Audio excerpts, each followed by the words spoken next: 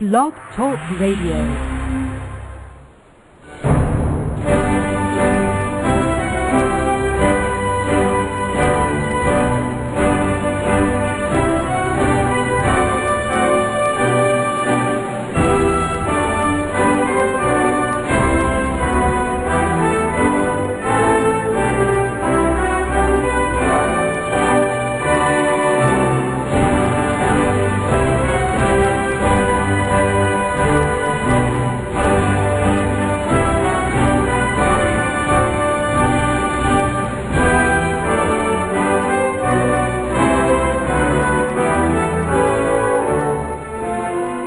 Amigos, estamos aqui de volta. Como sempre, começamos invocando a Santíssima Virgem Maria, o Santo Padre Pio de Pietrelcina, para que roguem a Deus que nenhuma injustiça se cometa neste programa. Olha, eu acho que o assunto importante aí, do plano internacional, ainda é esse problema, vamos dizer, dos e-mails descobertos por dois hackers e trouxeram à luz a vigarice, toda a montagem de falsas provas articulada por climatologistas de renome internacional para dar uma sustentação, só dizendo, científica a essa coisa do aquecimento global, e não só aquecimento global, mas a teoria das causas humanas do aquecimento global. É muito importante entender que estes cientistas que foram assim desmascarados não são cientistas quaisquer, mas são os principais autores do relatório do painel intergovernamental das Nações Unidas sobre a mudança climática, o IPCC. Este relatório do IPCC, por sua vez, é o fundamento principal dessa reunião em Copenhague, onde se pretende implantar um imposto mundial sob a alegação de combate ao aquecimento global. De modo que nós estamos, vocês devem se lembrar daquela emissão do Lord Christopher Monckton, que foi inclusive reproduzida ali no Mídia Sem Máscara, né, anunciando claramente que a implantação deste imposto global é já automaticamente a implantação de um governo mundial, porque não há imposto se você não tem meios de forçar o pagamento do imposto. Quer dizer, se não há um órgão policial para fiscalizar o pagamento do imposto, então o imposto não existe. Então, a implantação do imposto mundial já é automaticamente a criação de um poder mundial capaz de se impor a cidadãos de quaisquer países do mundo, forçando ao pagamento do imposto, e se impor também, vamos dizer, a todos os governos. Ora, isso aí é a novidade, é a mutação mais revolucionária de todos os tempos. Porque a implantação do governo mundial não é só um crescimento do organismo estatal para o nível global. Você vê que uma das funções principais do governo é representar um povo perante outros povos. Quer dizer, você tem uma função de representação. Quer dizer, se não há um povo estrangeiro perante o qual você tenha de ser representado, a própria existência de governo se transforma, vamos dizer, num fenômeno meio estranho. Agora, o governo global, ele representa que nação? Não uma nação, nem essa, nem aquela, mas representa a humanidade. Ele representa perante quem? Perante extraterrestres? Só pode ser. Né? Quer dizer, não há um possível inimigo externo, ou um possível aliado externo, se não há relações exteriores, a própria noção de governo fica totalmente alterada. Porque desde que o mundo é mundo, as relações exteriores é uma das funções fundamentais, né, do governo. Quer dizer, o governo é o órgão que representa um povo perante outro, que o defende de outros povos, que o articula com outros povos por relações diplomáticas, comerciais, culturais, etc, etc. Muito bem, o governo mundial vai fazer isso perante quem? Tá certo? Então, é de se prever que essa coisa de extraterrestres daqui a pouco comece a ter, vamos dizer, alguma relevância política. É capaz de você. Muito em breve vocês ouvirão autoridades mundiais começarem a falar. Eu não estou brincando, não. Isso não é uma piada, isso é coisa séria. Estudos a esse respeito já vêm sendo desenvolvidos há 60 anos. você dizendo que a própria ideia do aquecimento global, do perigo ecológico, isso surgiu de um estudo feito mais de 50 anos atrás. O governo americano e outras entidades juntaram lá um grupo de estudiosos e cientistas para investigar a questão qual seria o substitutivo da guerra, possível substituto da guerra, como fator de unidade social. Ao longo de toda a história humana, o fator mais coesivo que existe, aquilo que mais facilmente junta um povo, é o conflito com outro povo. Né? Então, em uma situação de governo mundial, não há, evidentemente, mais guerra. Só a guerra desaparece e é substituída por operações policiais. Quer dizer, se o governo mundial tem que reprimir um povo que está saindo da linha, no seu entender, isso não é uma guerra, é uma simples operação punitiva. Né? É como o Império Mongol. Nós sabemos que o Império Mongol viveu em guerras, mas ele não chamava de guerras, ele chamava de expedições punitivas. Porque do ponto de vista do Império Mongol só havia duas regiões no mundo. E havia o Império Mongol e havia as regiões rebeladas. Isso é todo o resto do mundo. Então, o governo mongol não reconhecia outros governos. Só existiam, ele já era um governo mundial no seu próprio entender. Então só havia o governo mongol e províncias rebeladas. Então não havia guerra, evidentemente. É uma expedição policial, ou como eles chamavam, expedição punitiva. Agora nós voltamos à mesma situação. Com o governo mundial, se um povo, por exemplo, se recusa a obedecer às normas do governo mundial, pode fazer, não uma guerra, mas uma operação punitiva. Mas a operação punitiva, ela, longe de poder ser um fator de coesão da sociedade, é um fator divisivo. Tá certo? Então ficamos sem a guerra como um fator de coesão da sociedade. Então reuniram esses cientistas, né, uns 200 mais ou menos, e eles publicaram um negócio que ficou conhecido como The Iron Mountain Report. Iron Mountain porque é o lugar onde eles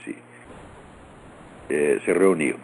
Esse escrito circulou anonimamente até que o economista John Kenneth Galbraith, ele confessou que ele era um dos autores. Ele disse, não, eu estive lá, participei da reunião, eu sou um dos autores desse negócio. Não posso dizer o nome dos outros, mas se eles quiserem, eles podem fazer como eu e revelar que participaram disso. A conclusão do Iron Mountain Report é que havia dois possíveis fatores coesivos a que um governo mundial poderia apelar para criar um senso de unidade da população, né? Algo que unificasse toda a população num esforço comum. O primeiro era os extraterrestres, na hipótese de invasão de marcianos. Quer dizer, se a Terra fosse invadida, naturalmente a humanidade, né, se uniria para combatê-los. Como os extraterrestres não parecem estar com muita pressa de fazer isso, né, de invadir o planeta Terra, então sobrava o plano B. O que era o plano B? Alguma grande catástrofe natural de proporções planetárias. Então o que foi sugerido aí foi exatamente, vamos dizer, uma crise ecológica. Uma crise que não tem manifestações concretas.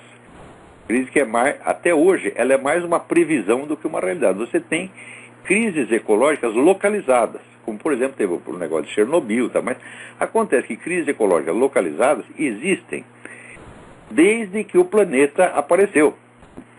Por exemplo, o deserto do Saara não é um deserto natural, ele surgiu de uma catástrofe ecológica.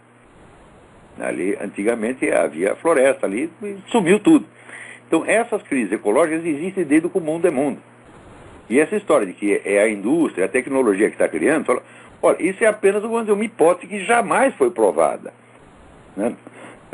Ao contrário, você vê que a tecnologia, ela pode criar crises ecológicas locais, como criou em Chernobyl, ou por exemplo, em Pequim, Beijing, onde a poluição é absolutamente irrespirável, ninguém pode sair de casa, mas ao mesmo tempo a tecnologia é responsável por novas modalidades de integração do homem na natureza que são um sucesso espetacular. Quer dizer, quando você anda aqui pelo interior dos Estados Unidos, né, onde você tem vamos dizer, uma forma de vida que não é mais urbana, mas também não é rural, né? O nosso sociólogo Gilberto Freire chamava de civilização rurbana, né? Que era meio rural, meio urbana. você vê que isso é um sucesso ecológico absolutamente espetacular. São formas de existência social onde você tem todos os confortos da tecnologia e, ao mesmo tempo, a natureza está respeitada. Né? Isso tudo é fruto da própria tecnologia. Então, é difícil você dizer se a tecnologia é um fator de crise ecológica ou um fator que nos defende de crise ecológica. Né? Essa ideia da tecnologia como sendo uma coisa eminentemente destrutiva é mais uma figura de linguagem do que qualquer outra coisa. Então,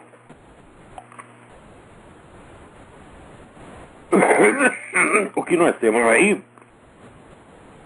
vamos dizer, é a medida mais revolucionária de todos os tempos, que é a implantação de um governo mundial,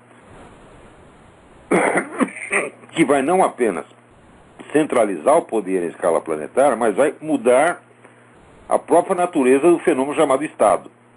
E isso tudo está para acontecer baseado num relatório que foi todo montado por meio de fraude. Evidentemente, esse é um fenômeno esquisitíssimo, isso nunca aconteceu na história humana, e é exatamente o que nós estamos vivendo. Aquela conferência do Lord Monckton adquire nesse contexto onde é uma importância extraordinária. Eu sugiro que vocês ouçam aquilo de novo. Ao mesmo tempo, o caráter farsesco dessa coisa ainda é reforçado, vamos dizer, pela circunstância social que está acontecendo, onde ali as prostitutas dinamarquesas estão oferecendo sexo grátis aos participantes da conferência de Copenhague. Né? Inclusive o seu Obama, aproveitando que está lá distante da dona Michelle, ele pode se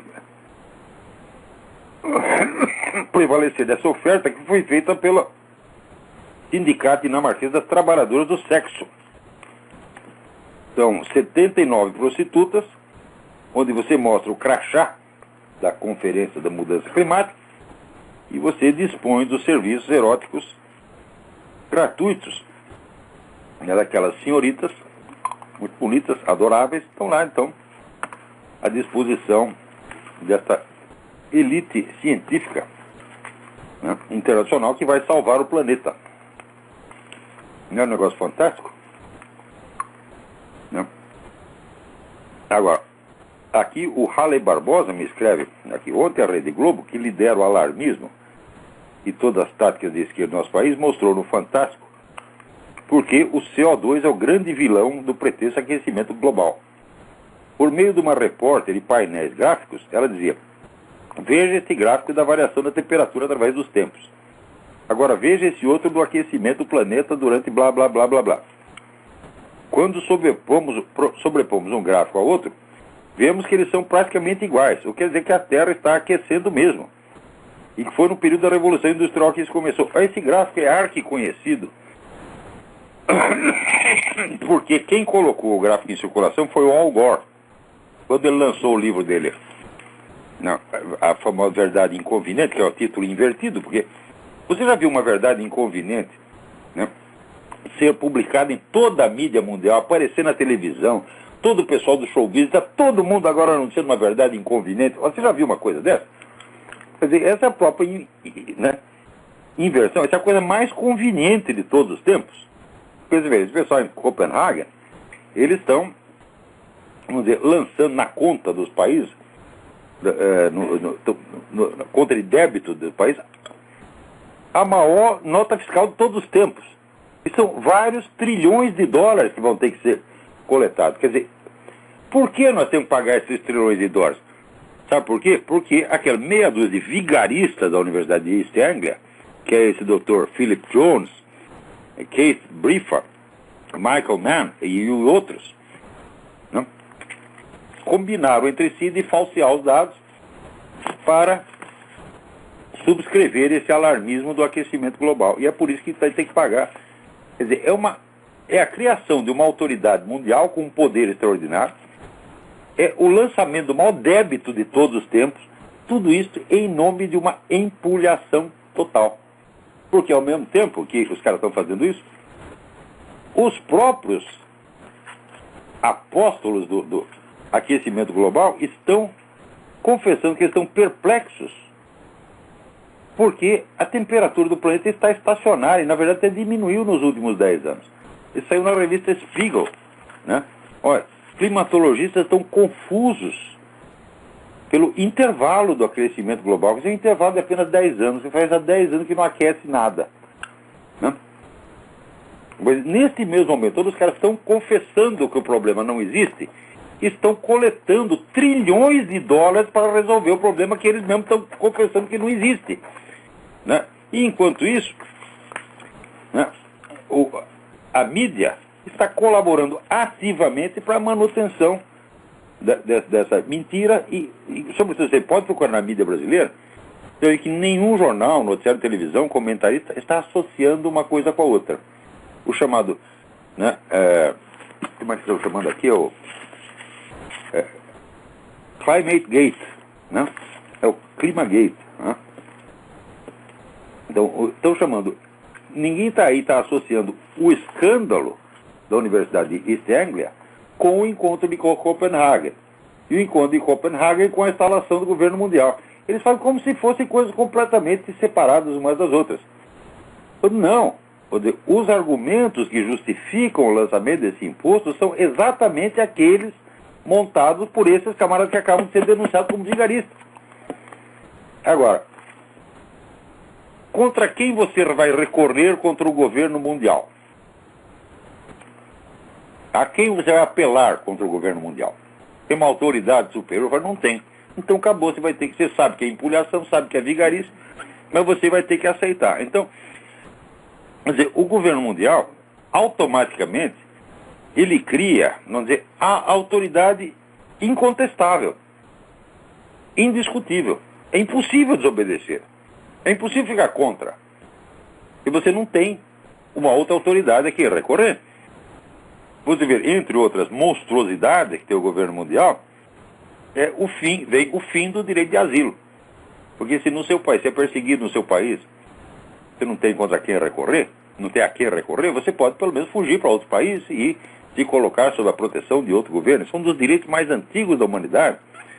Você vê, durante a Idade Média, quando o pessoal dizia que tudo era tão horrível, se um camponês tivesse um conflito com o senhor de terra, com o senhor feudal, ele simplesmente juntava seus trens e ia para o feudo vizinho, cujo dono era obrigado a aceitá-lo, desde que ele fizesse o juramento de lealdade.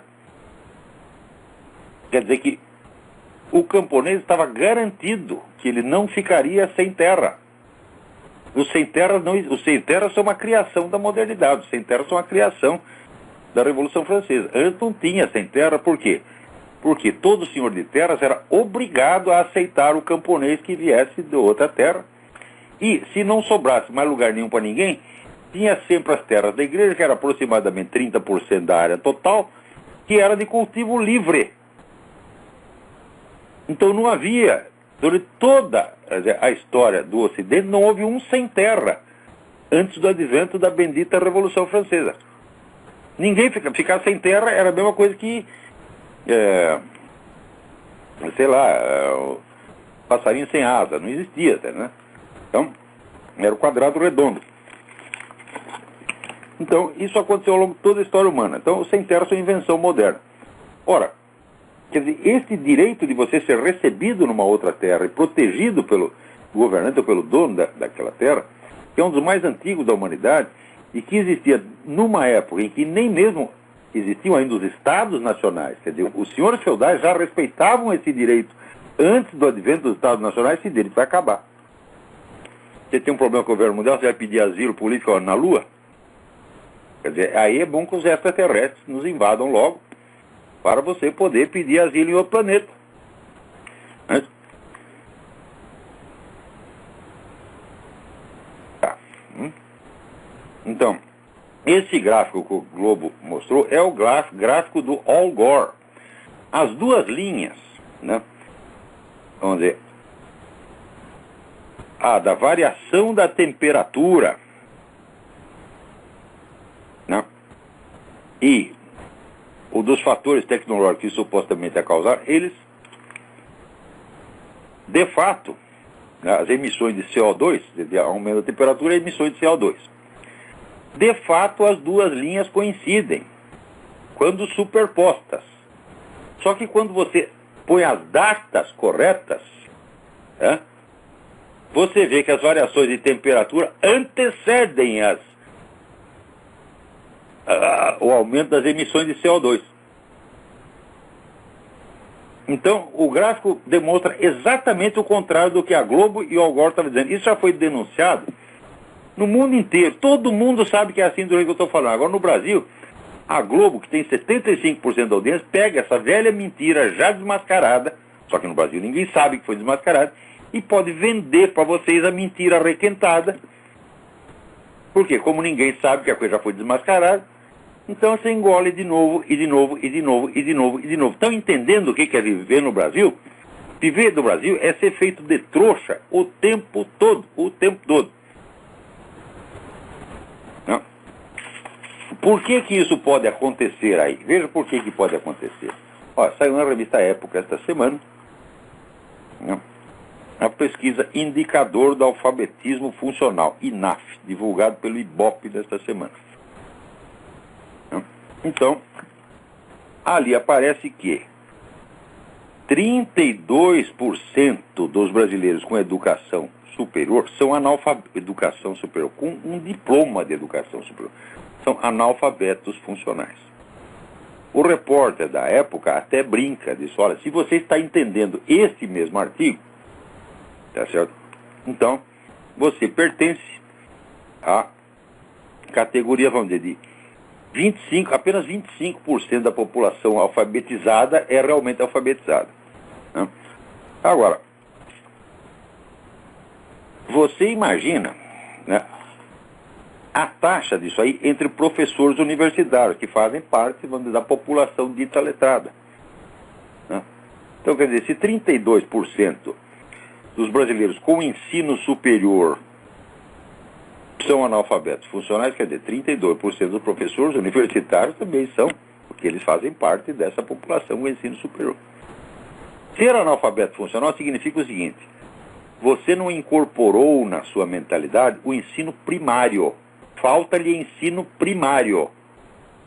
Quer dizer, você não é capaz de reconhecer por trás das palavras o seu significado. Isso é uma habilidade que você tem que adquirir no ensino primário. Agora, você imagina os outros que já não são mais analfabetos funcionais, quantos não têm uma educação secundária ou universitária deficiente? Esse 32% tem são camaradas diplomados, são doutores, você está entendendo? São mestres, são doutores. Estão exercendo funções de ensino ou de alta responsabilidade, estão na mídia, estão no parlamento, estão na presidência de empresas e são analfabetos funcionais. Agora, você imagina, então, se eles têm essa deficiência primária, mas quantos não têm deficiência de ensino secundário ou universitário? Ou seja, quantos professores não são, embora sejam até capazes de ler, não ignoram a sua própria disciplina no todo e nos detalhes? Vocês entendem por que eu considero a Universidade Brasileira, na sua totalidade, uma empulhação? Entende por que eu considero que nenhum trabalho intelectual sério pode ser feito dentro da universidade? Entende por que tudo que eu estou fazendo passa à margem da instituição universitária e não quer nenhum contato com ela, nem de perto, nem de longe? É por causa disto. Então, dizer, a Universidade Brasileira está de baixo nível, etc. Não, não é isso. Baixo nível, meu filho, tem a Universidade Americana hoje. A Universidade Brasileira não é universidade de maneira alguma. Eu digo para vocês, eu conheço uma pessoa que tem formação universitária como se deve. Essa pessoa sou eu. Eu sou um scholar universitário. Esse pessoal que está ensinando vocês no Brasil não é. Então, agora no Brasil, as pessoas que não têm conhecimento, um ignorante não pode medir a ignorância do outro. Então ele se deixa guiar pelo quê? Pelos sinais exteriores. O cara tem um diploma de não sei o quê. Mas são justamente essas pessoas que têm diploma que entre elas tem 32% de analfabeto. Analfabeto funcional. Como podemos levar a sério essa pessoa? Como podemos aceitar esta categoria de pessoas como juízes de um trabalho intelectual, como por exemplo o que eu estou fazendo? Isso é uma palhaçada kafkiana que eu jamais poderia aceitar. É por isso que quando o Bruno Tolentino falou, não, nós temos que arrumar um diploma de doutor honoris causa para você, na USP, eu digo, olha, é o seguinte, eu vou dizer o que fazer com esse diploma, enfia no cu. Tá certo? No cu peru. Isso é absolutamente desprezível, eu jamais me submeteria a uma vergonha dessa, a uma abominação, porque eu sou um homem de ciência, eu sou um estudioso sério, eu não me submeto ao julgamento de analfabeto funcional, em troca de um papelzinho assinado. Entendeu? Agora, você sabe que o Brasil é governado por um sujeito que se gaba de ter cometido um crime de estupro real, imaginar, não sei se ele cometeu, mas ele se gabou, e ainda achou bonito, porque diz, foi brincadeira. Né? E que está lá, né, expressando sua nostalgia do tempo em que os meninos tinham relações sexuais com cabritas e jumentas. Quer dizer, é evidente que o sujeito é um sociopata. Hã? Quer dizer, o sujeito de uma baixeza moral extraordinária. Mesmo que ele não fizesse mal algum a ninguém, o fato de ele pensar assim, já mostra que é uma pessoa que não é bom você receber o cara numa família decente. Ele não é uma pessoa que tem a capacidade de julgamento moral do que faz. O Brasil é governado por isso, por essa coisa. Entendeu? Então, isso está abaixo da possibilidade de discussão. Agora, por que esse cara está no governo? Porque o país é assim. É um país de analfabetos funcionais. Você pensa, por exemplo, que isso sai por exemplo, na revista Época, quer dizer, o jornalista está dizendo que os outros, né, pessoas com formação superior, como ele próprio, né, são analfabetos. Agora, você acha que o jornalista é melhor que os outros? Olha aqui. Leio aqui um artigo do Jorge Colli, colunista da Folha, né, que diz o seguinte, que nos Estados Unidos, onde a mentalidade é pragmática, né, as pessoas cultas são discriminadas, porque o normal é ser inculto. Eu digo, de onde ele tirou isso? Ele tem alguma ideia do que é o ensino superior, a cultura, a intensidade do debate cultural aqui?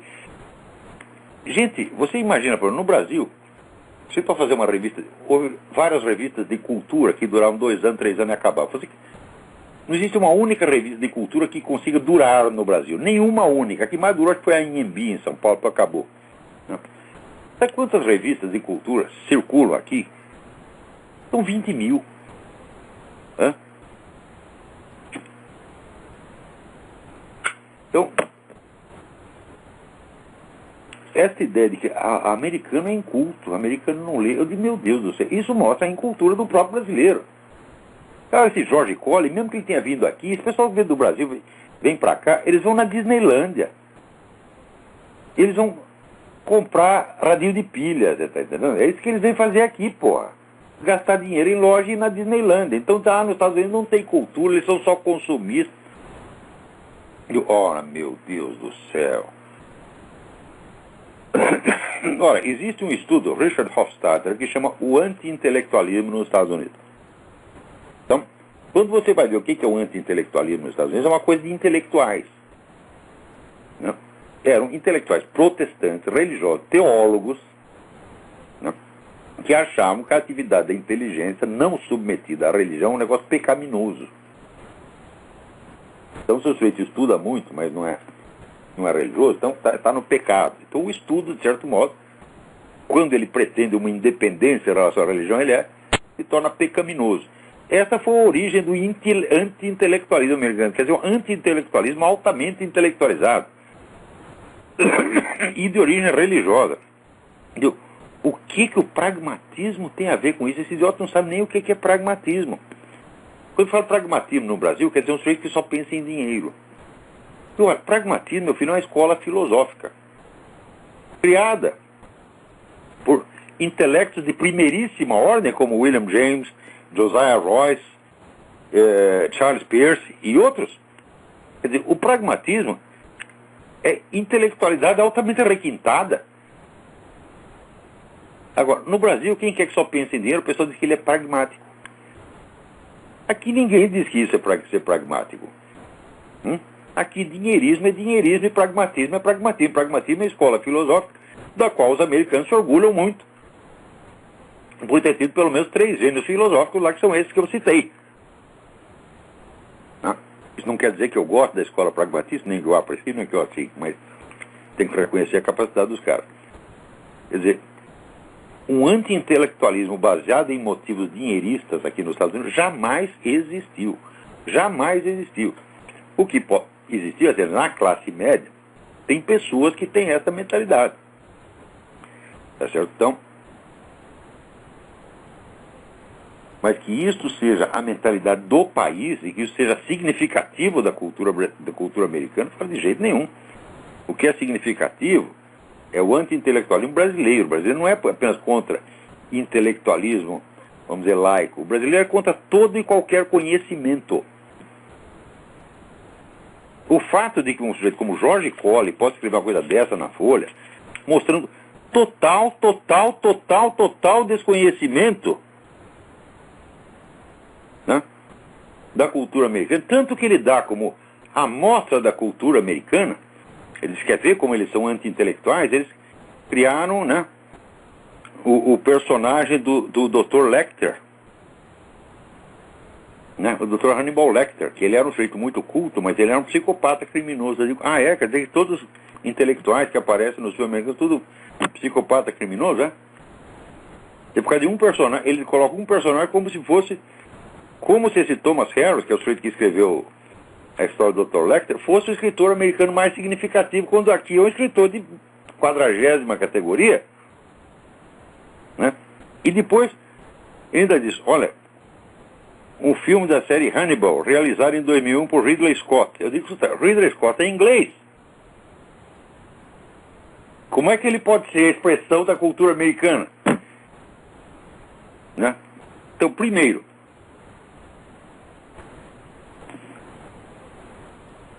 o fato de você ter um intelectual que é um assassino, quer dizer que aqui essa ideia, intelectuais são assassinos, estão sempre tramando coisa, todo mundo é contra o intelectual. Ao contrário, aqui é uma puxação de saco de intelectual que dá até vergonha. Por você tem uma ideia do que são as verbas de pesquisa, as verbas para as artes plásticas, as verbas para a literatura que circulam aqui, é uma monstruosidade. Isso é maior do que o orçamento da República Brasileira. Isso quer dizer, esse Jorge Colli não tem a menor ideia do que se passa aqui. Então, está lá você dando opinião sobre uma coisa que ele ignora todo mundo. O que é isso? Isso é uma forma de analfabetismo funcional. Um jornalista não pode escrever sobre aquilo que ele desconhece. Eu, por exemplo, eu não posso escrever uma matéria de turf, porque eu nunca entrei no Jockey Club. Eu não sou capaz de distinguir um cavalo de raça de um jumento, você está entendendo? E não sou capaz de distinguir de certos seres humanos. Tá? Então, como é que eu posso escrever sobre turf? Eu não posso escrever sobre turf, gente. Né? Eu não posso escrever sobre moda. Tá certo? Principalmente moda masculina, porque eu me visto do mesmo jeito desde que eu me entendo por gente. Né? E você pega lá um terno desenhado pelo alfaiate, como é que chama que tem uma rua em Londres, até esqueci. A rua famosa dos alfaiates. Eu esqueci, vai. Né? E um comprado ali no Walmart, eu não sou capaz de distinguir isso. Então eu não posso escrever sobre isso, meu filho. Né? Eu me lembro que quando eu estava no Jornal da Tarde, me empurraram para a seção de economia. E eu, forçado pela circunstância, escrevi matérias econômicas sem entender nada de economia e morria de vergonha, e até hoje me arrependo disso. Mas era a única vaga que tinha. Falou, você trabalha naquela seção de economia, você pede demissão. Falei, bom, então eu escrevo, mas você quer que eu engane os leitores? Tá bom, eu engano.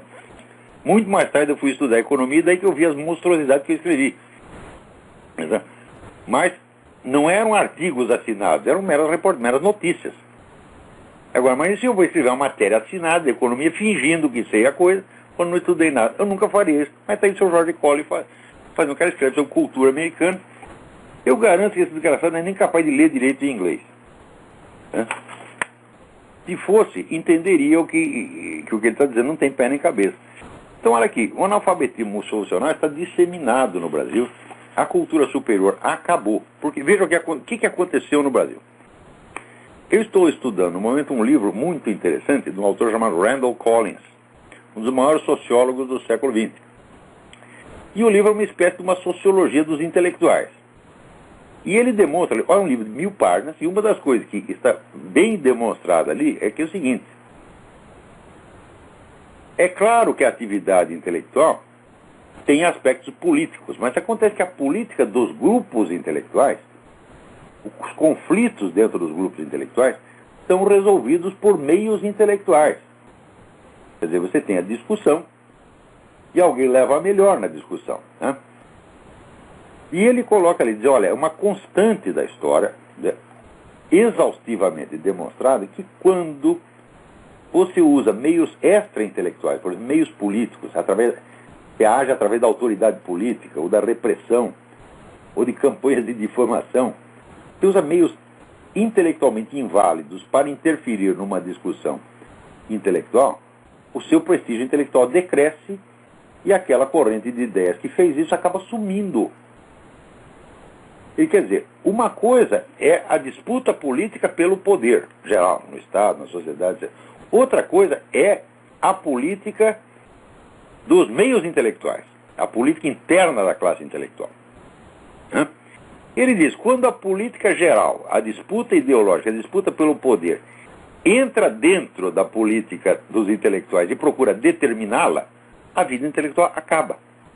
Isso aconteceu inúmeras vezes, e foi exatamente o que aconteceu no Brasil. A partir dos anos 60, 70, esse pessoal da esquerda aplicou extensivamente no Brasil a política de ocupação de espaços gramsciana. Isso quer dizer que toda a atividade intelectual foi submetida diretamente às necessidades da luta pelo poder. Resultado, acabou a vida intelectual no Brasil. Quem é o culpado disso? Toda a esquerda brasileira. Todos eles acabaram com a possibilidade da disputa intelectual. Vou te dar um exemplo. Entra o seu Olavo de Carvalho no campo. Né? Tem lá umas ideias dele, tem umas opiniões, escreve uns livros, etc, etc. Quem me combateu no campo intelectual? Quem quis ter uma discussão intelectual comigo? Nenhum. Quer dizer, a disputa intelectual foi substituída pelos mecanismos que são usuais na política de poder. Você não fala do sujeito, você ignora ou você lança campanha de difamação, inventando coisinha contra ele. Foi isso que fizeram. Então, como é que eu posso, né, respeitar essas pessoas e querer, até como me sugeriu o Bruno Telefone, um diploma assinado por esses vigaristas? Mas nunca na minha vida eu ia aceitar uma coisa dessa. Né? Então, você pega aquele corpo docente da USP inteiro, né? Eu considero aquilo um bando de incapazes. Alguns são incapazes e outros são vigaristas mesmo. Na melhor das hipóteses, quando aparece no meio universitário brasileiro, na área de filosofia, uma pessoa de altíssima competência pelos padrões brasileiros, é um sujeito capaz de ler um livro de filosofia e explicá-lo. Quer dizer, é um intérprete didático de algum filósofo. Filósofo eu não tenho nenhum. A Universidade Brasileira jamais gerou um filósofo, não tem um único filósofo na Faculdade de Filosofia do Brasil. Na melhor das hipóteses, você tem explicadores ginasianos de filosofia. E que já é... Então, por exemplo, você pega ali no catálogo das edições Paulus, por exemplo, ou Paulinas, né? Você tem vários autores universitários que escrevem, olha aqui, né, a doutrina de Santo Tomás de Aquino sobre não sei o quê, né, a teoria de Karl Marx sobre não sei o que mais. Então são caras que estão explicando didaticamente o que um filósofo do passado falou. Isto não é ser filósofo, porra. Isto não é filosofia, isto é uma atividade quase filológica. É apenas uma atividade de divulgação. Então, as pessoas que são mais... Por exemplo, Dona Marilena Chauí escreveu um livro sobre Spinoza, que é mais ou menos nesse nível. Eu digo, olha, ela até como explicadora de Spinoza, até de vez em quando ela tem alguma ideia quase original. Eu digo, isto No Brasil é o suprassumo da filosofia. Quer dizer, o sujeito ele conseguiu ler Spinoza e até explicou alguma coisa a respeito. Isto é o topo da atividade universitária no Brasil. Você pega lá, o Alberto Oliva escreveu um livro, Os Pré-Socráticos. Então ele pegou os textos dos Pré-Socráticos, colocou em ordem e explicou, né? Anaximandro disse isso, Tales disse aquilo, papapá. É um livrinho didático. Isto aí é ser um professor universitário no Brasil. Eu não estou nesse nível, minha gente. Eu sou um filósofo, porra. Os caras não entendem a diferença? Eu posso ser um filósofo de merda, mas sou um filósofo de verdade, tá, né? Não é um problema de o seu nível qualitativo. O problema é o seguinte, eu nos meus livros eu investigo questões extremamente difíceis, às quais eu dou soluções que eu mesmo encontrei. Das quais você pode procurar a teoria dos 4 discursos, falo, não tem.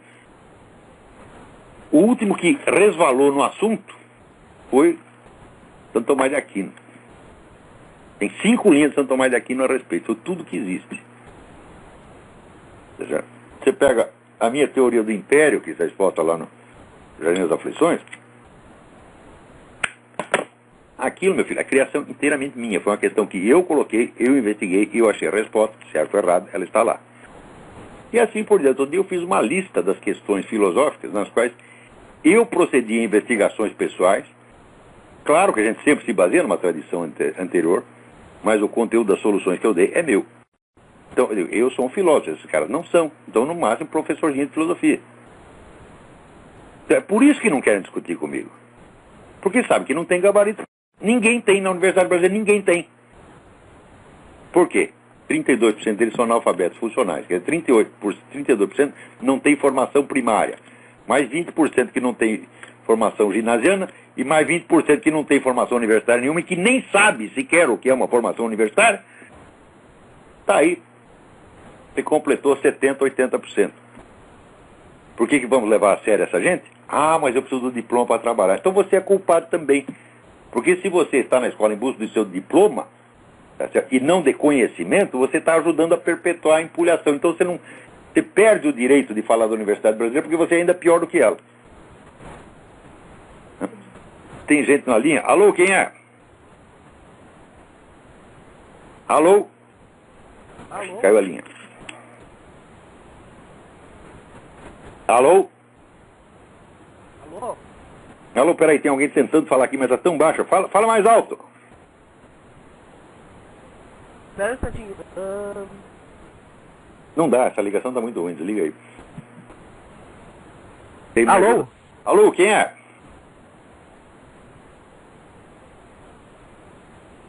Alô? Liga o próximo aqui, a ligação está muito ruim. Alô? Nossa, acho que todas as ligações estão ruins hoje. Alô? Alô? Alô, quem é? Alô? Sim, Alô? quem está falando? É o Marcelo de São Paulo. Marcelo de São Paulo, tudo bem? Tudo bem? Falar sobre religião. Você já comentou? Meu Deus, a ligação está muito ruim. Não estou entendendo nada, Marcelo. Você ligue novamente que não estou conseguindo ouvir você. Tem mais alguma ligação aí?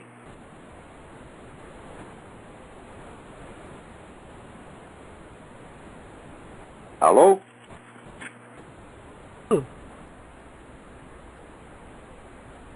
Nossa, essa ligação também está ruim. Então vamos em frente. Agora, vocês não pensar que só no Brasil que acontece essas loucuras, veja aqui. O assessor do Obama para a segurança nas escolas, Kevin Jennings, ele está, é o que eles chamam aqui, é o czar da segurança nas escolas, né? Está defendendo a ampla distribuição de pornografia para crianças nas escolas, né? Ao mesmo tempo, teve aqui um casal que foi preso no estado de Wisconsin, né? Não, Missouri, porque venderam leite da vaca. Veja que crime, venderam 2 galões de leite da vaca, tiraram da vaca, encher 2 galões e venderam para um vizinho. Você não pode consumir o leite não pasteurizado. Ora, todo mundo sabe que esse processo de pasteurização é ambíguo. Uns dizem que funciona pra caramba, outros dizem que faz até mal.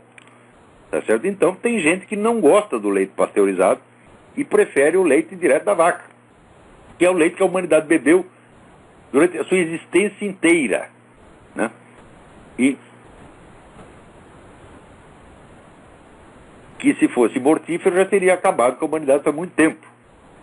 Então tem muita gente aqui que prefere o leite direto da vaca. Acontece que a lei proíbe, né, você vender essas coisas. Então o que o pessoal faz?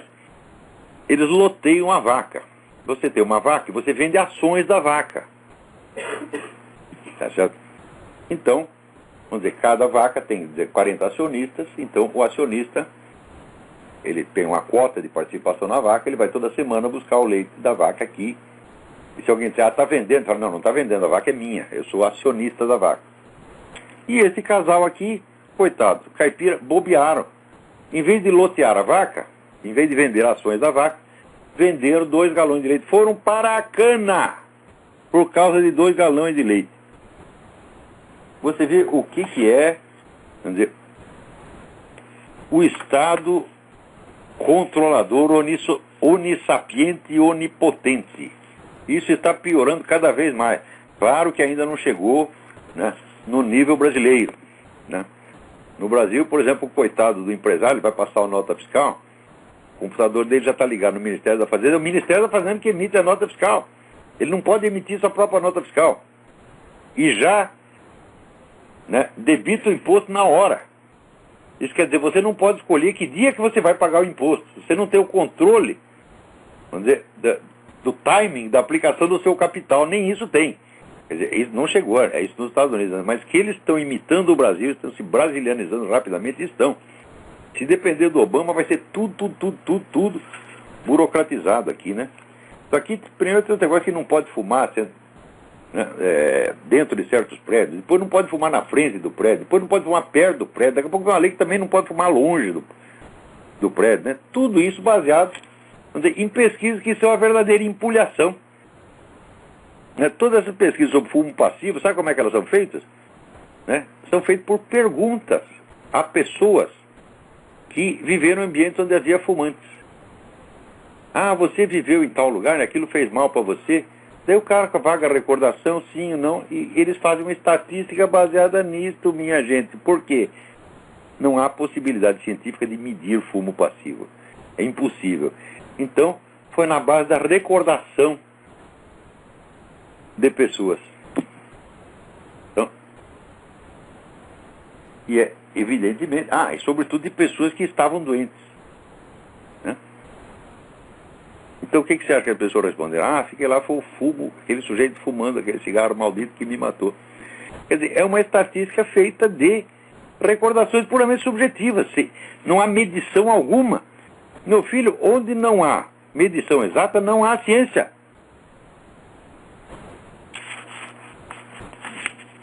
Tem alguém na linha? Alô, quem é?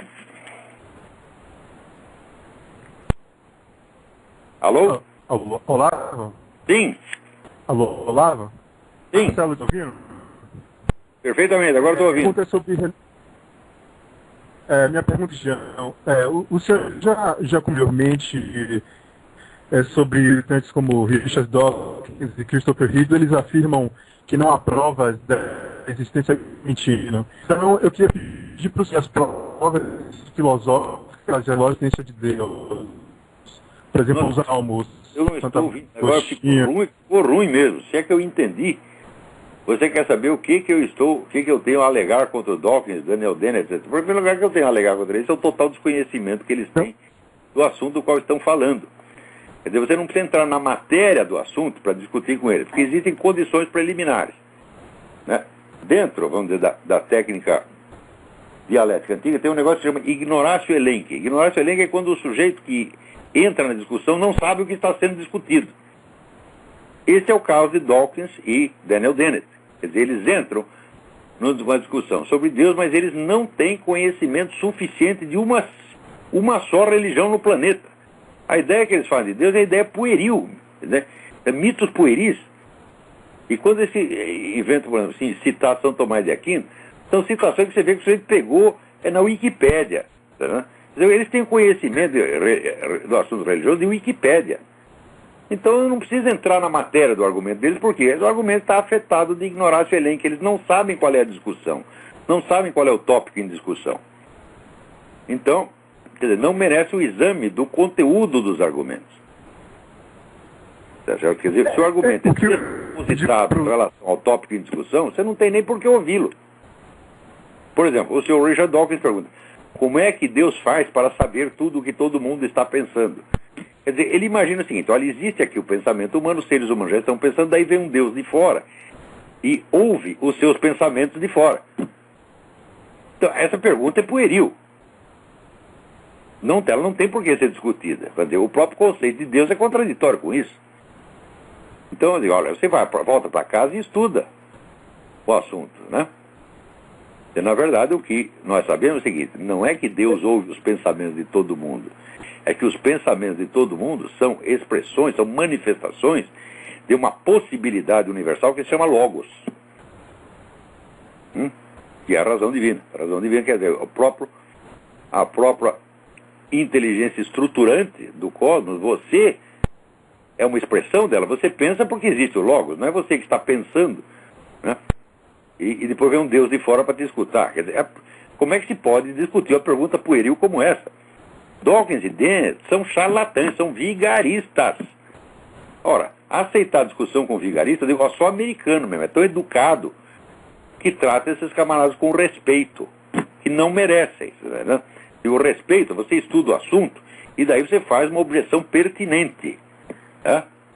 Existem objeções pertinentes que podem ser feitas, muitas podem ser feitas. Mas esses caras não, isso aí não tem jeito, não tem o que conversar. Então esses aí não são nem mesmo pensadores ateístas. Esses caras são teístas. O Dawkins acredita em deuses astronautas, porra. Então é por isso que esses caras fazem sucesso no Brasil. No Brasil o Dawkins é um ídolo. Agora, o nosso tempo aqui está acabando, porque eu vou passar para vocês a mensagem que eu recebi do Euclides de Oliveira. Tá certo? Não, mais uma pergunta, vamos ver se dá tempo para responder. Alô? Alô? Também não chegou. Então é o seguinte, vamos parar com isso e eu vou tocar para vocês a mensagem do Euclides de Oliveira, para a qual eu peço extrema atenção. Essa é uma mensagem muito séria, né, e digna de atenção. Vamos lá. E depois, quando terminar a mensagem dele, o programa estará encerrado automaticamente, que eu dessa vez nem vou me despedir de vocês. Um minutinho que já vai começar já já.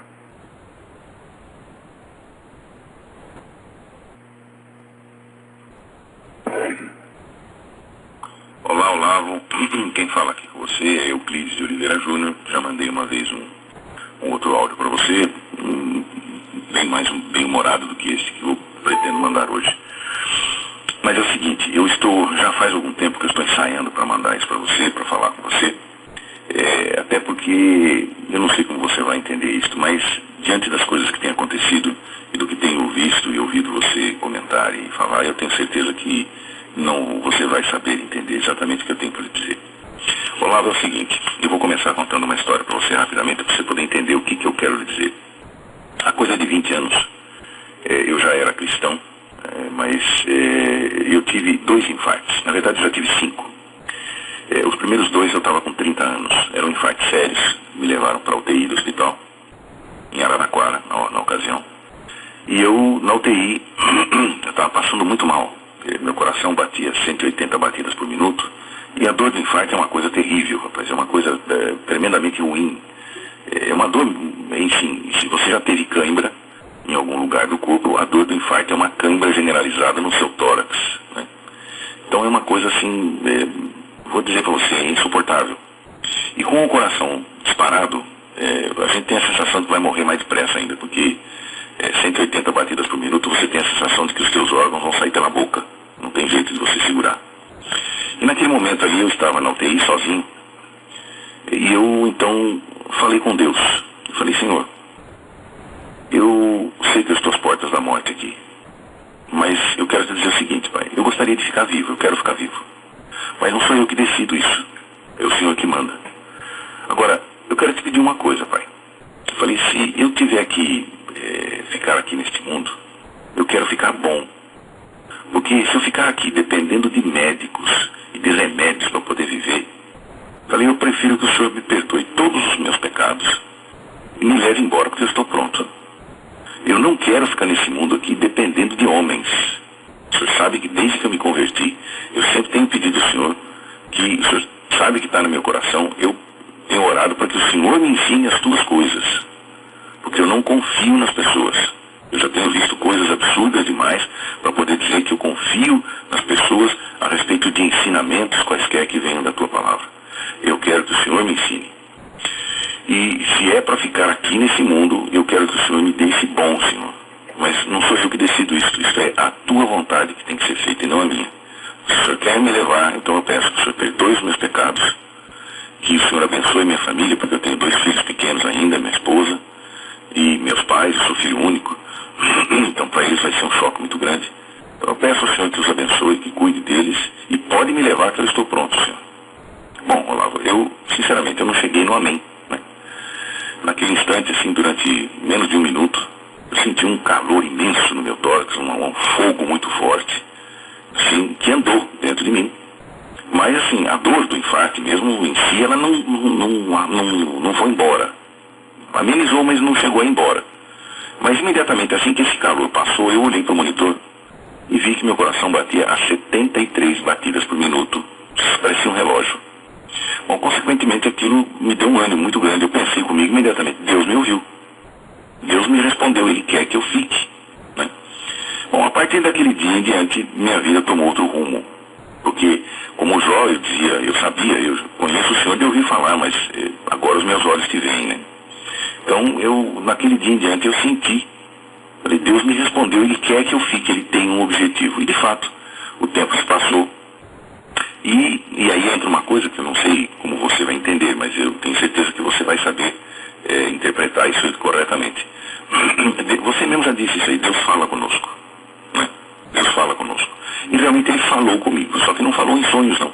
Ele falou quando eu estava acordado, perfeitamente são, lúcido, né? E me falou algumas coisas que me pegaram de surpresa. Isso é um assunto muito longo que eu não vou comentar nesse áudio. Mas ele me falou algumas coisas e me disse a quais instituições aqui da cidade eu deveria levar esta mensagem.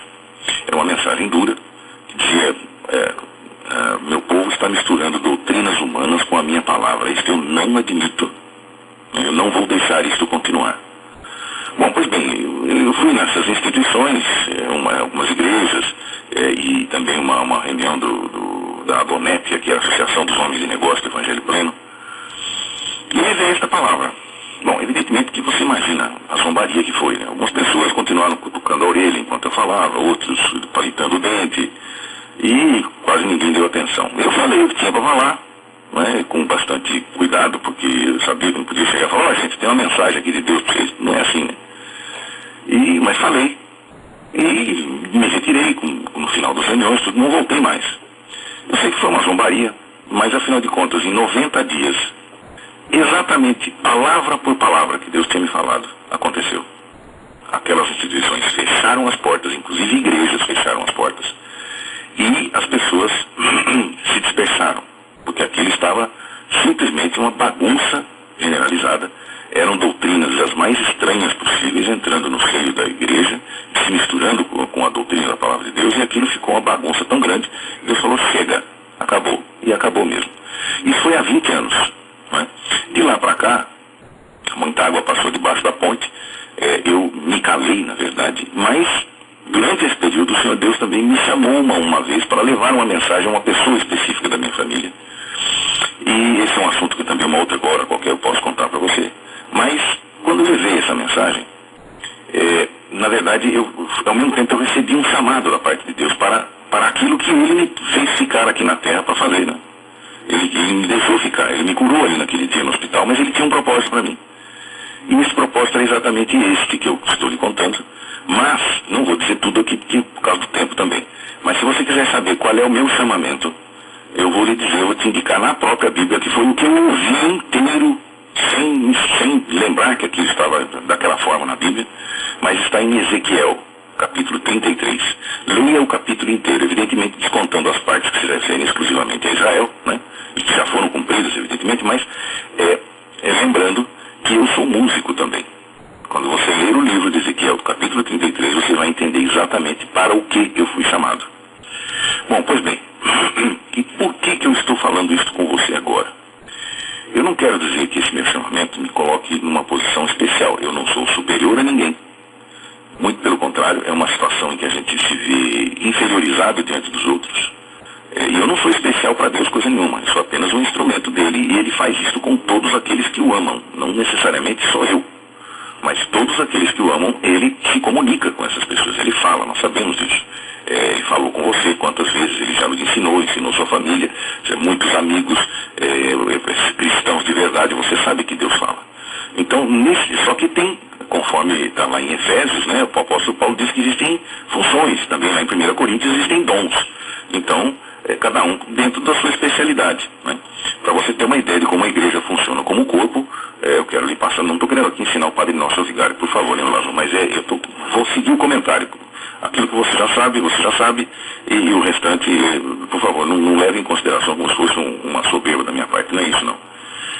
Mas é o seguinte, você vê que lá em 1 Coríntios, depois em Efésios, tem lá o apóstolo Paulo dizendo que Deus, que o Senhor Jesus levantou para a sua igreja apóstolos, profetas, evangelistas, pastores e mestres com vistas ao aperfeiçoamento dos santos, né? E lá em 1 João nós sabemos que o Espírito Santo nos guia. Então, quer dizer, todos os cristãos têm dentro de si já o Espírito de Deus que os guia nesta vida para a próxima. Né?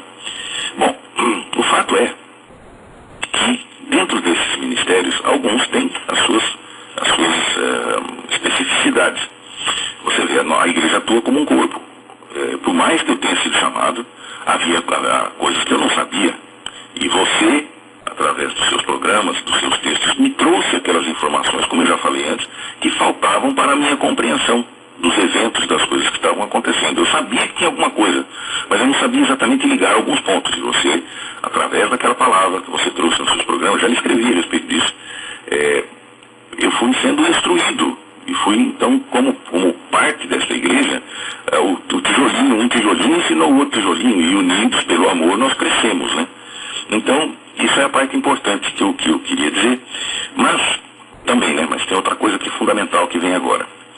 Por que eu estou querendo passar tudo isso para você? Pelo seguinte, eu não sei como você tem visto as situações aí nos Estados Unidos, mas eu tenho sentido aqui no Brasil uma coisa que tem me angustiado profundamente a alma. Lá na metade desse ano de 2009, em julho, mais precisamente no dia, deixa eu ver aqui na minha anotação, no dia 17 de julho, eu passei por uma experiência um tanto quanto normal, mas ao mesmo tempo me assustou muito. Eu assisti os seus programas, tudo, e num determinado momento eu vi uma coisa, lendo também os blogs lá do Júlio Severo, do Heitor de Paula, aqueles eventos todos acontecendo no mundo. Eu fiquei assim extremamente angustiado, sabe? Fiquei com a alma apertada, rapaz, aquela coisa de, como é que eu vou dizer para você, angústia mesmo, né? Tristeza de ver o que estavam fazendo com o mundo, as mentiras em que a Igreja de Deus está caindo, a Igreja de Cristo está caindo numa conversa fiada socialista que é maligna, é satânico, isso aí é uma coisa que vem do mais profundo inferno. E a igreja está caindo nesse conto e dizendo que aquilo, o pior, está dizendo que aquilo é de Deus, que aquilo faz parte do Evangelho, que aquilo foi Deus que iniciou, como se Deus tivesse responsabilidade pela maldade humana, pela ignorância dos homens que querem viver na ignorância e que querem rejeitar a verdade, né? Bom, pois bem, naquela noite então eu me pus em oração buscando a Deus para saber o que eu poderia fazer para colaborar, porque por mais que a gente escreva, por mais que a gente estude, eu estava sentindo que não estava, que todos, vamos juntar todos, você, os conservadores americanos, aqui no Brasil, os poucos que se levantam, que têm se levantado com força, com capacidade e tudo, eu estava sentindo assim como um nada, você entendeu? Estava vendo assim que a gente estava tentando fazer furo na água, porque parece que isso é como um zumbi. Você corta um zumbi no meio, você está brigando com um zumbi, né? Corta um no meio, você não está brigando com um, agora você está brigando com dois. Porque nenhum dos dois morre, né? Então os dois vêm em cima de você e fica aquela situação pior do que estava antes, né? Então eu estava sentindo isso aí. E em oração, o Senhor Deus me falou, como Ele costuma falar. Ele me falou uma coisa, e eu costumo anotar tudo aquilo que o Senhor coloca no meu coração. A maneira como Ele fala comigo é uma maneira comum a todos os cristãos, mas de uma maneira especial Ele fala com aqueles que Ele chama para determinadas funções. Ele fala de forma diferente. E eu quero ler para você duas coisas que o Senhor Deus me falou. Isso aqui aconteceu em julho de 2009, tá? E então eu vou ler para você esta parte, essa primeira parte. Está aqui. Atenta para o que vou dizer. Em 3 anos, o mundo passará por novo colapso financeiro. Desta vez será por minha mão. Eu tornarei o fraco em forte, e o forte eu abaterei. Derrubarei o altivo, e meu povo se levantará. Os que são meus brilharão como as estrelas no céu. Os inimigos cairão pela espada, e lá ficarão. Onde caírem ficarão. Ao longo do tempo, direi o que devem fazer os que tenho chamado. Prepara-te, pois, para a batalha espiritual que se travará. Eu digo que o inimigo não tocará em nenhum só fio de cabelo das vossas cabeças, mas ele destruirá os que se chamam pelo meu nome e não são meus. Aqui eu vejo um juízo para a igreja, né? Mais uma vez, continuando, mais uma vez, vereis a diferença entre o justo e o ímpio, e eu vos mostrarei que não tolero que misturem a minha palavra com doutrinas humanas. Isso já faz 20 anos que o Senhor fala isso para mim. Anuncie isto, daqui a 3 anos, quem tiver, ser-lhe-á dado mais. Quem não tiver, até o que tem será tomado. Se o povo que se chama pelo meu nome não me ouvir e continuar resistindo à verdade, eu não o pouparei dos meus juízos. Derreterei sua dura face de pedra e farei monturos de lixo com os que sobrarem. Muitos se converterão, mas muitos hão de se perder. Mas os que confiarem em mim permanecerão para sempre. Atenta! Eu providenciarei tudo o que for necessário para os dias que virão, de tal forma que tudo lhes será suprido. Aquele tempo será breve, mas colocará o mundo inteiro de joelhos diante de mim. Não temas, pois eu sou contigo. Bom, esta palavra o Senhor me deu dia 17 de julho. Pois bem, eu vou enviar no meu e-mail, que vai lhe dar o link para baixar esse áudio. Tem um link aí, Olavo, que é o seguinte. Ele vai direcionar para você, vai direcionar você para a página de uma revelação que foi dada para o pastor David Wilkerson. Você deve ter ouvido falar nesse homem que escreveu o livro Entre a Cruz e o Punhal. É um homem muito sério, dentre os poucos que ainda restam na América. É um pastor muito sério, um homem de muita integridade, e ele tem alertado as pessoas com as visões que Deus tem dado para ele. Até hoje nós sabemos que houve uma exclusiva visão há 10 anos que o Senhor mostrou algo que iria acontecer durante este período e que de fato aconteceu, né? O aumento da prostituição, a inversão de valores, uma série de coisas que há 10 anos o Senhor deu a ele para ver, e isso aconteceu letra por letra. Agora, eu não sabia disso. Depois desse dia 17 de julho, passados uns 15, 20 dias mais ou menos, eu estava procurando um amigo meu na internet e uma pessoa que mora na Bahia. Ele foi advogado do Banco do Brasil e é um cristão, e eu procurando por ele na internet, que eu soube que o pai dele, que é um grande amigo meu, foi meu padrinho de casamento, inclusive faleceu num acidente de automóvel. Eu então o procurava, eu queria mandar uma mensagem e tudo, e acabei encontrando um artigo dele num site. E esse link eu mando no meu e-mail, tá? Então você, por favor, clique lá, você vai ler. Que foi uma visão que Deus deu ao pastor David Wilkerson. Esta visão se refere principalmente à América, né? Mas quando eu li o relato dele a respeito dessa visão, eu simplesmente me arrepiei, porque eu falei, meu Deus do céu, exatamente aquela impressão que eu tive quando o Senhor Deus me falava isso aqui. Só que A palavra que Deus tinha dado para ele foi em março de 2009. E a minha foi em 17 de julho. Só que é o seguinte, eu só fui descobrir isto 15 dias depois do dia 17, quer dizer, já estávamos em agosto. Né? Aí que eu fui saber que ele tinha escrito isso aí. E por uma coisa assim que, na verdade, não tinha muito fundamento, mas eu acredito que Deus tenha me dirigido até para ver essa confirmação do que ele falou para mim. Bom, isso eu estou falando para você pelo seguinte, nós estamos vendo que o cerco está se fechando. Cada dia que passa você vê mais uma barbaridade, você vê mais uma abominação, você vê mais uma loucura, você vê mais uma coisa maligna acontecendo no mundo. E a igreja, e a maior parte das pessoas, inclusive os cristãos que conhecem a verdade, já estão tão dominados pelo medo e pela incapacidade de reação que elas não estão fazendo absolutamente nada.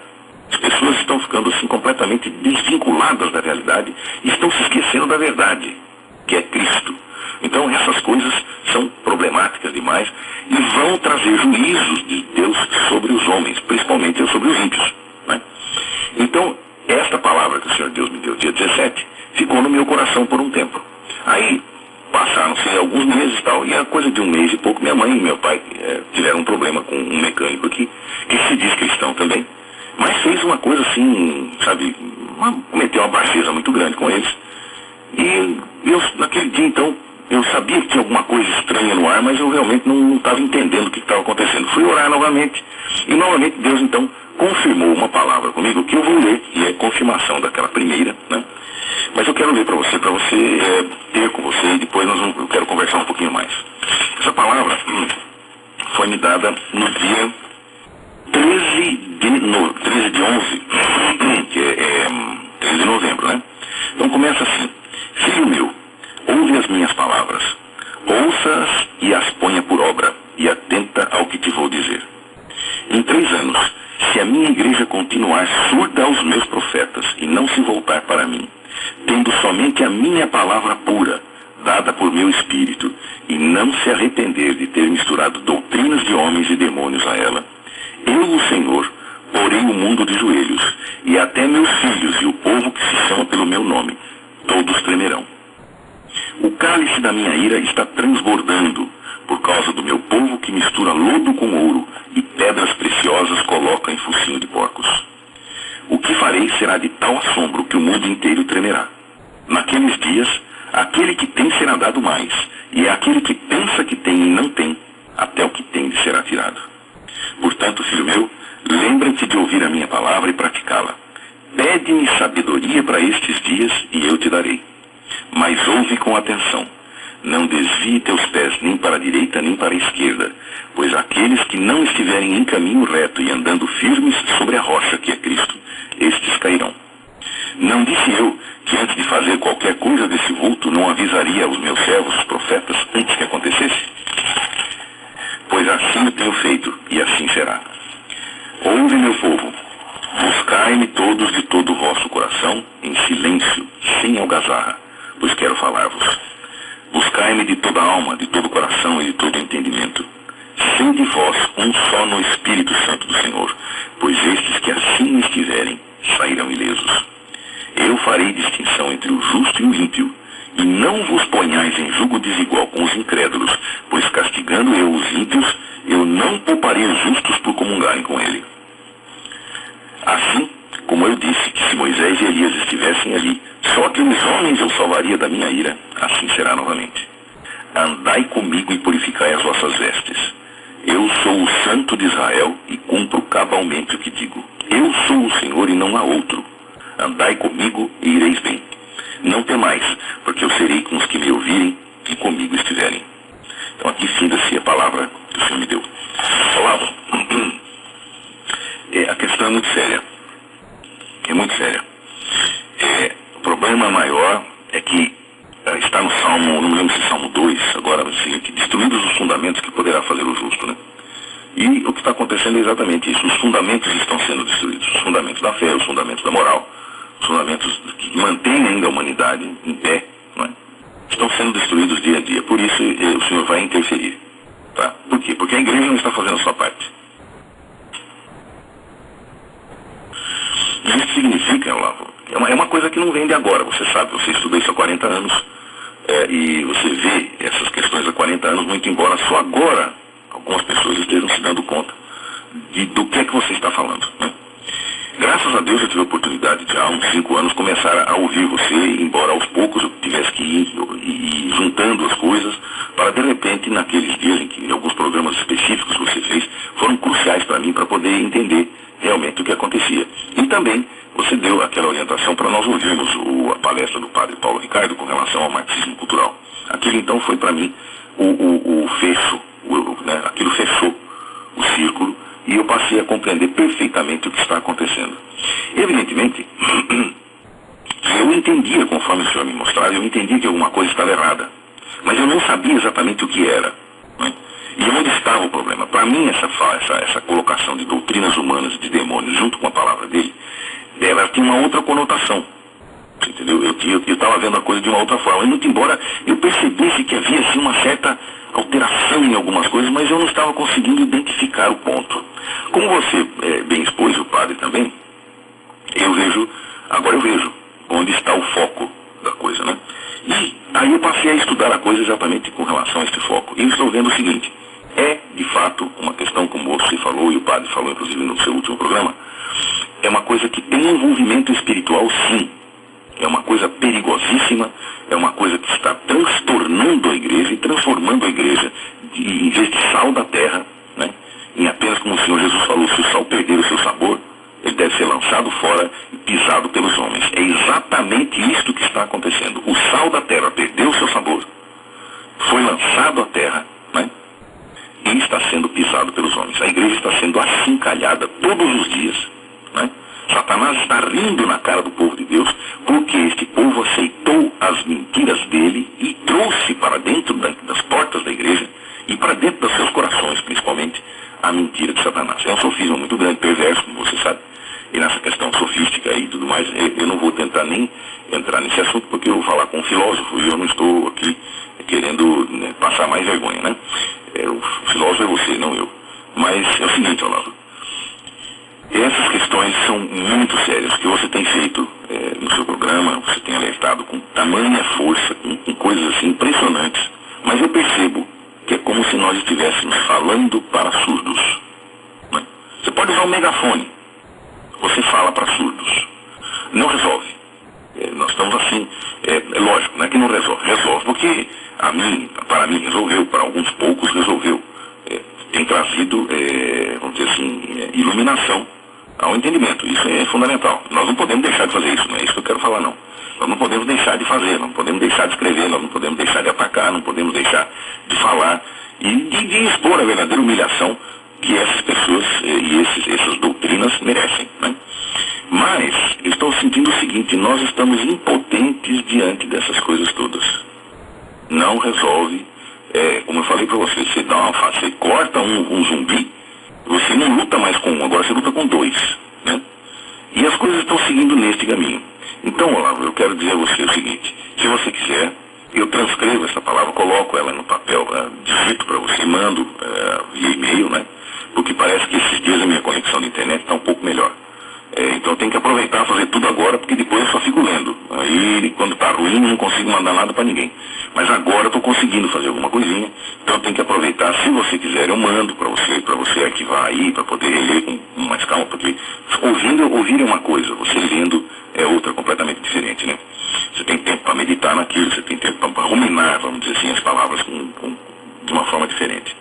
Então, eu espero ter podido passar para você todas essas informações.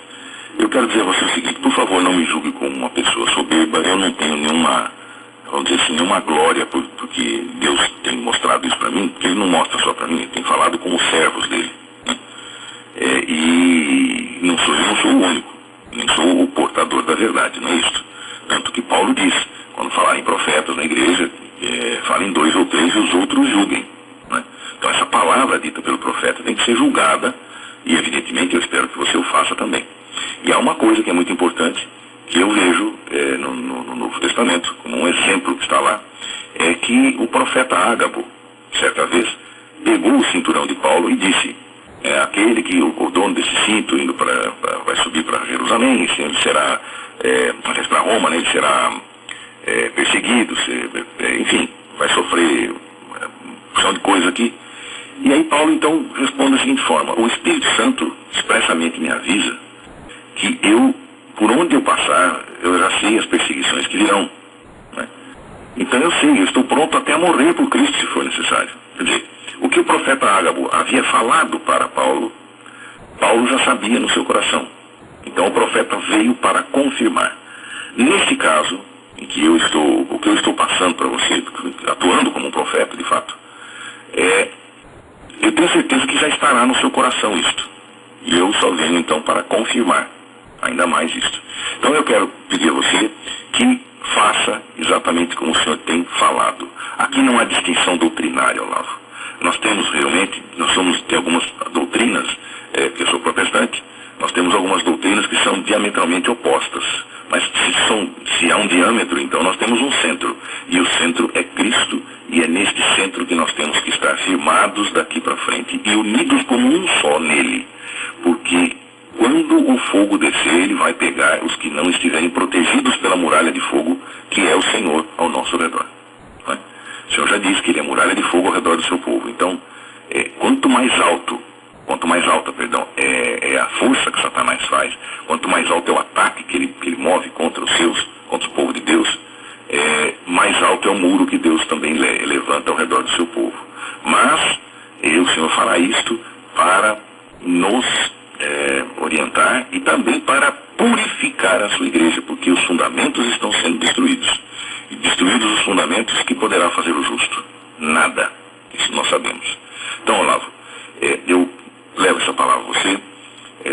Eu quero desejar do meu coração que Deus o abençoe profundamente e continue abençoando você e sua família, que realmente vocês estejam protegidos pelo Senhor aí, que Ele os livre de todo o mal, que Ele os tire de toda situação difícil, de todas as artimanhas que Satanás tem levantado, que Ele os dirija para o bom caminho, que os mantenha no caminho reto, com os olhos abertos e o coração fixo em Cristo, né?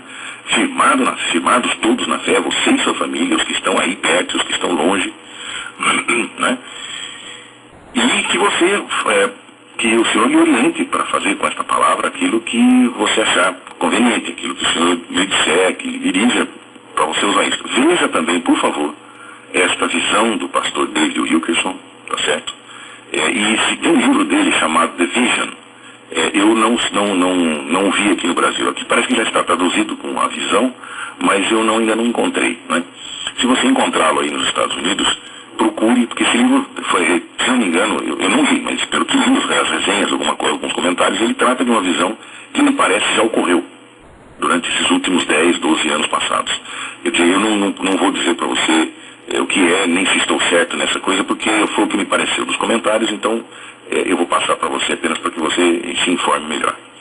Olavo, muito obrigado por seu tempo, viu? Desculpa ficar incomodando você com essas coisas, mas isso eu acho que não incomoda não. Eu acho que isso é uma coisa necessária, nós precisamos, entre irmãos, precisamos trocar essas informações e mantermos-nos unidos, porque o fogo virá.